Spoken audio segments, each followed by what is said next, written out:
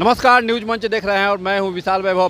Bihar BJP विधायक प्रमोद कुमार और हरिभूषण ठाकुर बचौल ने जो है विपक्ष पर जोरदार हमला बोला है और हमला बोलते हुए कहा है कि जो है तेजस्वी यादव जो कह रहे हैं कि ये अंतिम बार मंत्रिमंडल का विस्तार कर रहे हैं, तो उन्होंने सही कहा है। उनकी पारी खत्म होने वाली है और हो सके तो वो भी जेल जा सकते हैं। तो वहीं बीजेपी विधायक प्रमोद कुमार ने भी जो है कुंभ स्नान का उदाहरण देते हुए विपक्ष पर बड़ा हमला बोला है। क्या कुछ कहा है दोनों ने, छोड़ जाते हैं उनके प्रतिक्रियाओं के साथ। बने रहिए न्यूज मंच के साथ। न्यूज मंच के लिए विशाल वैभव, पटना।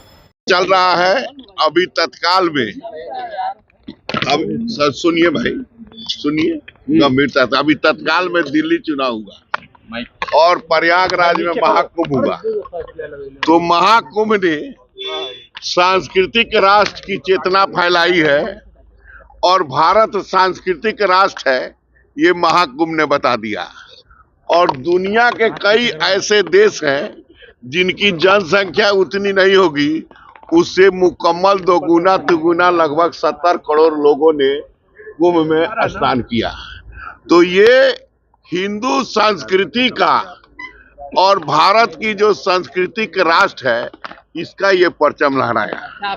और दिल्ली की सरकार, सुनिए, दिल्ली की सरकार अभी जो खटा खटा फटाफट कर रही थी, वो सटा सट भीतर चल गई, कहीं नहीं जी। अब उनका जो सीएम हाउस है वो म्यूजियम में तब्दील हो गया है और दिल्ली की जनता देखेगा कि एक सीएम ऐसे थे जो ऐसे म्यूजियम में रहते थे। तो अब जो है बिहार जो है उसी केजरीवाल के चट्टे पट्टे लोग हैं। जो यहाँ विपक्ष है वो विपक्ष जो है वही केजरीवाल के चट्टे पट्टे है ना जी, है ना। तो जो केजरीवाल का हाथ हुआ वही यहाँ के विपक्ष का हाथ हुआ। अरे भाई, फिर बात समझिए ना भाई, इससे भी कड़ा कड़ा योजना दिल्ली में चला कि नहीं। खटा खट फटाफट सटा सट फटाफट घुस गया। तो ये जो है, ये माई बहन तो उनके मम्मी पापा थे ही। जब मम्मी पापा थे तो मम्मी पापा योजना नहीं चलाए। अब मम्मी पापा हट गए तो माई बहन चला रहे, चलावे। उनकी मर्जी, जो चलना है चलावे। लेकिन एक मंत्रिमंडल का विस्तार हुआ है, उसको लेकर देखिए, हमको मंत्री से भी आगे जाना है, मंत्री से भी आगे जाना है।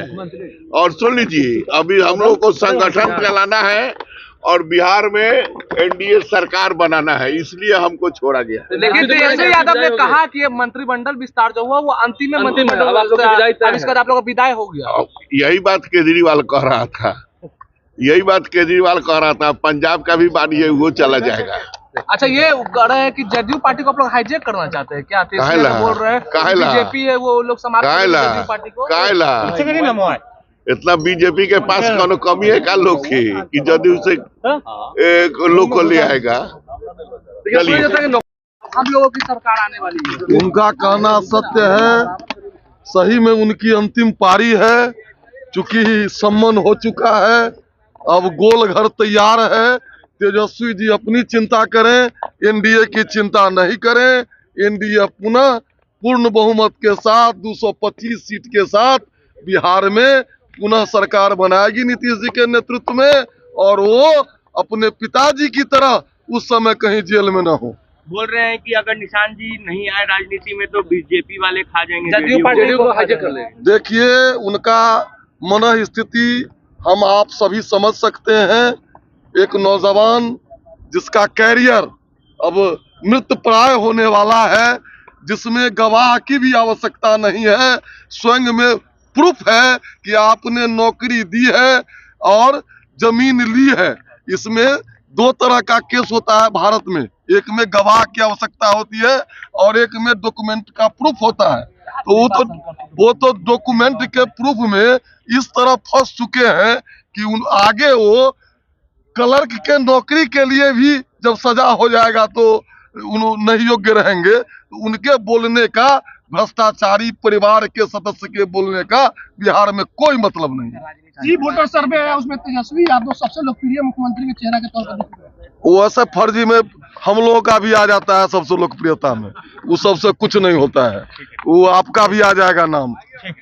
बिहार में मुख्यमंत्री के लिए कोई वैकेंसी नहीं। कौन बनेगा 25? बनेंगे जिसके नेतृत्व में लड़ेंगे वो बनेंगे मुख्यमंत्री।